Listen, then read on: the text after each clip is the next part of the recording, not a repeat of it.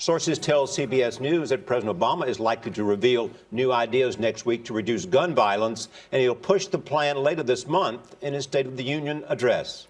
Meanwhile, supporters of gun rights go into enemy territory today, meeting with the president's task force on the issue. Bill Plante is at the White House, where the vice president is leading the push for new gun restrictions. Bill, good morning to you. Morning, Gail, Charlie. Well, the vice president suggested yesterday that the president could go around Congress, use executive orders for some new gun restrictions. But in fact, there's very little that the president can do without lawmaking. But Biden did give gun control supporters some hope yesterday that change is coming. We're here today to deal with a problem that requires immediate action, urgent action. The vice president was determined, saying the administration will act to reduce gun violence, and pointing to the Newtown tragedy as a game changer. Once in a while, there's something that awakens the conscience of the country. And that tragic event did it in a way like nothing I've seen in my career. We just came out of what we thought was a very productive and actually inspiring meeting.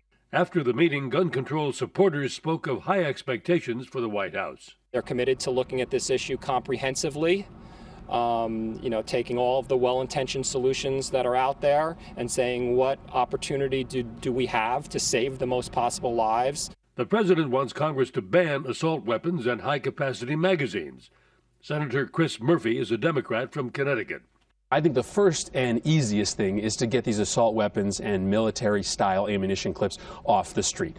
If assault weapons were not legal, I truly believe that there would still be little boys and girls alive in Newtown, Connecticut today. The White House will likely recommend that Congress go even further by requiring universal background checks for gun buyers and establishing a national gun database, two proposals the National Rifle Association opposes.